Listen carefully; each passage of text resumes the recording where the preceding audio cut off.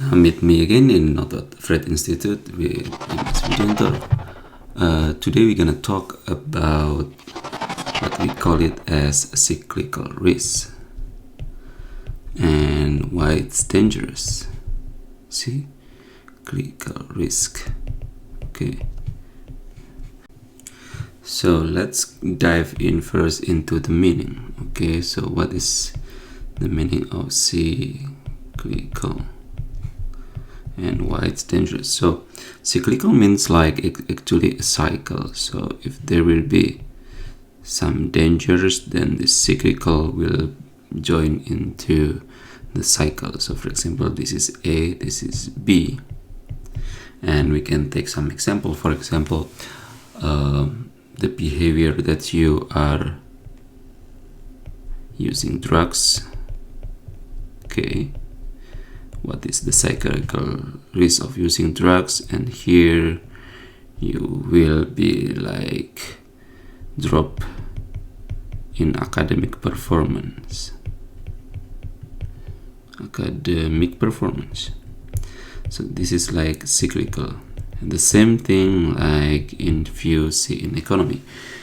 As you know, like economy is not a natural law or a natural science. It's something that created by humans. So cyclical risk in economic here is, for example, by the increase of growth in GDP, there will be cyclical risk, which is growth in debt. So how to see it in terms of in the theory of, for example, classical economic. So let's draw some lines here. Okay, and here, for example, is the long-term aggregate supply. Okay, and then we will draw aggregate demand here. Let's use the color blue. Okay,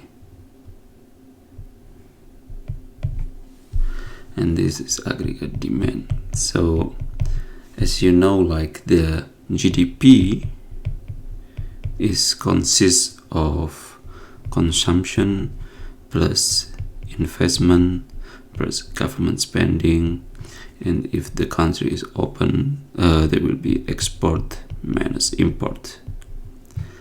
And this is to show like this is the amount of productions of supply here. So this is the size of economy. So the size of economy is at the point of aggregate supply 1.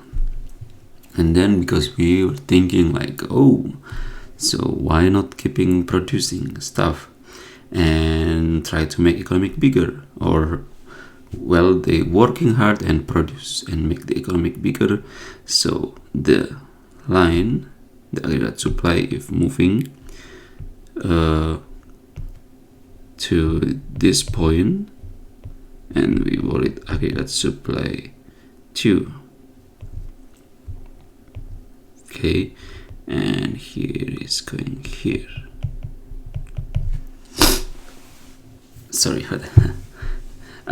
So basically, like the how to make the economic become bigger, it's either like increase the consumption, okay, or increasing the investment or government spending, or reducing the import, okay, or increasing the export.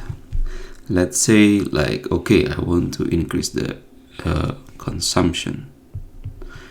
The point is like, if you increase the consumption, where is the source of this consumption come from?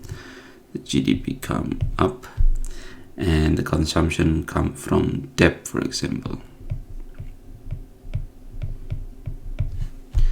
So you're willing to the economic growing, and you're willing to to support this amount of consumption, by, well, debt. Because when economic growth, everyone were thinking, why not consume more?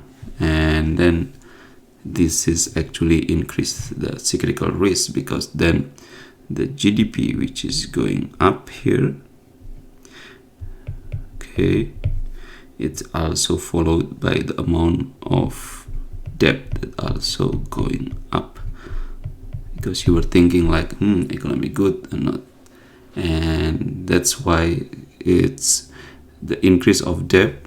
It's actually good when you know that the debt can be paid, but when the debt cannot be paid, then it's actually you bearing the risk. Because what if the debt is taken from short liability, or the debt for example, you want to build a building, okay, the duration of the time to pay is 10 years, but the source of money to pay this is from the how to call it, deposito, is like deposit, right, from the owner, or like people who put their money on the bank for 2 years. So this is what we call it as like mismatch in maturity. So this is increase the possibility that the debt will not be survived for long term, because it's come from a customer, or like a bankers or depositor, who just putting the money for short term to pay for the long term building investment. Okay, hopefully it's help, and I will explain in the other course about the instability because of this debt to our personal spending, and hopefully it's helped you guys. Thank you.